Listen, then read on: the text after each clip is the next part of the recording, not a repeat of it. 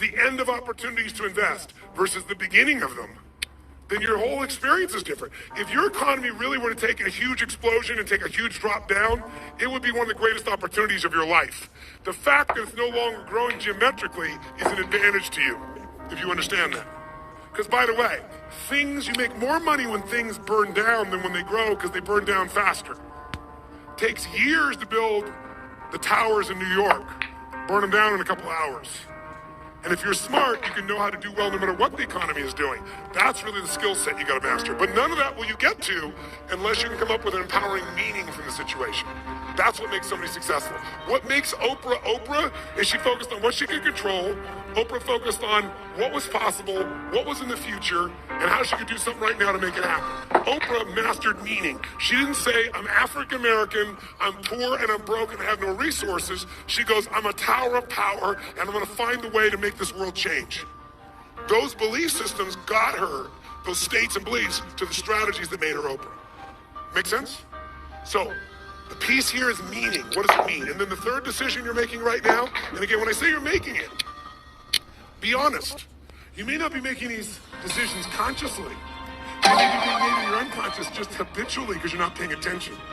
That's why you and I want to change our life. You got to wake up. So we decide what we focus on, we decide what things mean, and then the third decision, we decide what to do. What to do. Do I quit or move forward? Do I go interview this person and figure out what they know, or do I just go home and have lunch? Do I enroll in this course so I keep growing, or do I go home and say, let's just see how I do? Your decisions are going to be affected. Do I stay married or do I get divorced? Do I walk up to that person and say, I want to meet you, or do I just stay here and go, maybe it's not the right time? Your decisions of what to do are powerfully shaped by the emotions you were feeling, and the emotions came from the meaning. It is not the movement of the clock that produces the newness of life. It is the movement in your mind.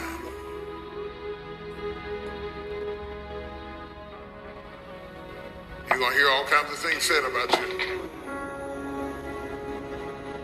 Throw it behind you. The enemies that you see today, you will see them no more. No weapon formed against you shall be able to prosper. Every tongue that riseth against you, God will condemn. This is my time.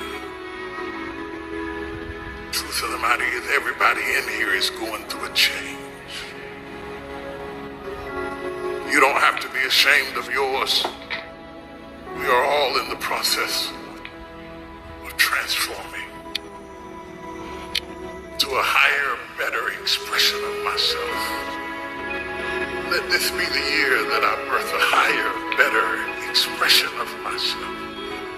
Don't let the habits of my past stop me from this metamorphosis. New year, new me. New year, new me. What separates us is transformation. The possibility of change. The desire to evolve. In a church tonight, but you drew them to this place tonight because you want them to be a new me and a new year and have a new attitude and a new mind. Because the real battleground is in your mind. That's where the fight is. You lay down with it. You get up with it. You go to work with it. You can't digest your food because of it. Smiling in front of people and nobody knows that there's gunfire going off in your head. It's not a geographical location. It's not debt. It's not money. It's not haters. It's not enemies. It's not liars. It's not backbiters. That's not the battleground. Stop wasting your weapons on what people say, because it is not what they say about you that matters. It is what you say about you that threatens your destiny. You will never be defeated by what they say about you. You will be defeated by what you say about you. I dedicate this to you, to the greatness in you, and to the dream that you showed up on the planet to produce. And it's simply this. If you want a thing bad enough to go out and fight for it, to work day and night for it, to give up your time, your peace, and your sleep for it, if all that you dream and scheme is about it, and life seems useless and worthless without it, and if you gladly sweat for it and fret for it and plan for it, and lose all your terror of the opposition for it, and if you simply go after that thing that you want with all of your capacity, strength and sagacity, faith, hope, and confidence, and stern pertinacity, if neither cold poverty, famish, or gulf, sickness and pain of body and brain can keep you away from the thing that you want, if dogged and grim you besiege and beset it, with the help of God you'll get it. Have greatness in you. What I'm trying to tell you, beloved, is that you can have a new year, but it don't mean jack diddly if you don't have a new mind. I'm telling you that you can buy a new car, but if you put the old man in a new car, you're still going to have the old experience. I'm telling you that a new house doesn't make a new marriage. I'm talking about a new outfit doesn't make you a new person.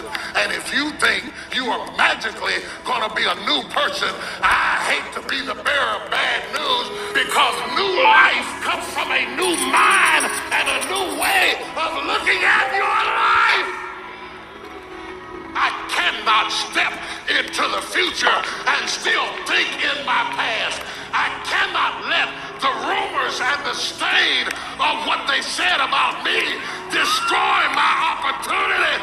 Slap somebody and tell them I gotta kill it tonight. I gotta destroy it tonight. I gotta get rid of it tonight. I gotta throw it behind me tonight. I can't drag that same old mess into another year.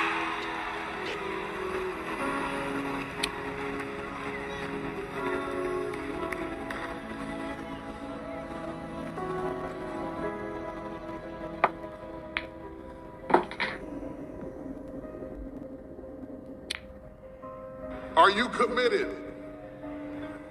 Because without commitment, nothing happens.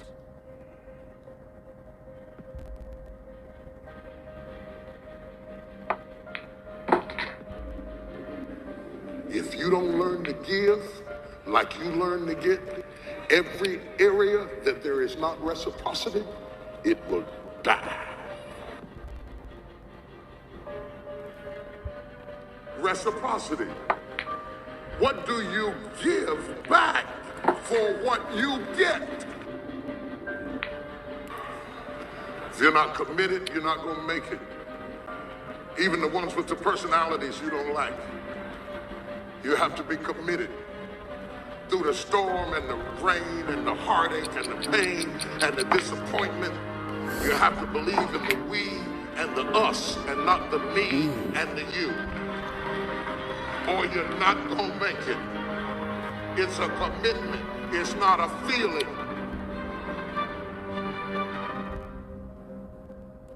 Until you have had the taste of finishing,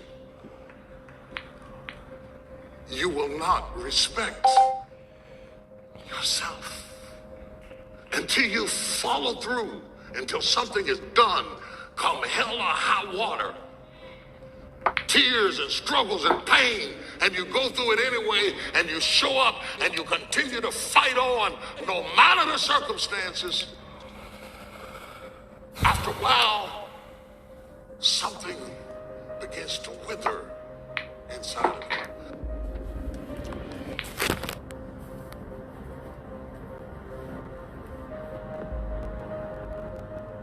Anytime you need something that you can't give to yourself, you're at the mercy of somebody else, and when they don't come through, you got pain.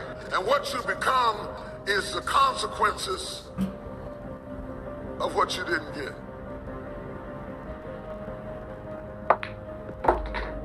It's an urge.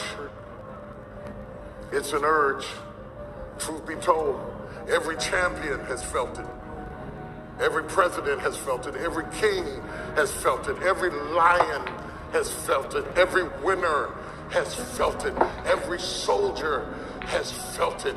Every victorious person has felt it. The urge to quit. Don't you give up on your dream.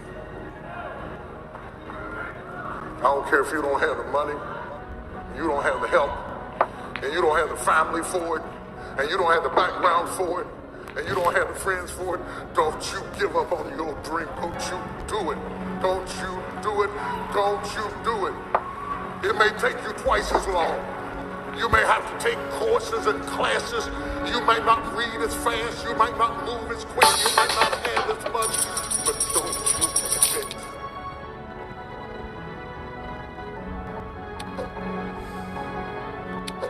Don't you quit. You do make a difference. You do make a difference. You do make a difference. As weak as you are, as tired as you are, as many mistakes as you made, you do make a difference. There is something they would lose if you were not there. There was something that they would miss if you were not there. You do make a difference. We all have things that we're believing for, dreams that we want to accomplish, problems